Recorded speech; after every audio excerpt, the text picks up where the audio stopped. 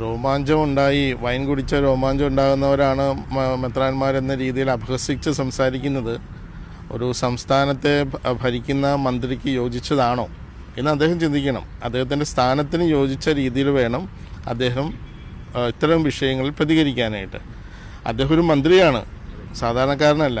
അപ്പോൾ ഔന്നിത്യം ഉള്ള സ്ഥാനത്തിരിക്കുന്ന ആൾ ഔന്നിത്യത്തിന് യോജിച്ച വിധം പ്രതികരിക്കണം.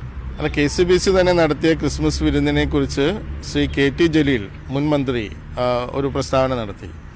അല്ല, ഞാൻ ചോദിക്കുന്നത് ഈ പാർട്ടിയിലുള്ള നേതാക്കന്മാർക്കൊക്കെ അവരുപയോഗിക്കുന്ന നിഘണ്ടു എല്ലാം ഒന്നാന്ന് തോന്നുന്നു. അതുകൊണ്ട് അത്തരം നിഘണ്ടു ഉപയോഗിച്ചിട്ടാണ് അവർ പാർട്ടി ക്ലാസ്സിൽ പങ്കെടുക്കുന്നത്. അത്തരം നിഘണ്ടുകൾ ഉപയോഗിക്കുന്നവരിൽ നിന്ന് ഇതിൽ കൂടുതലൊന്നും നമുക്ക് പ്രതീക്ഷിക്കാൻ വയ്യ.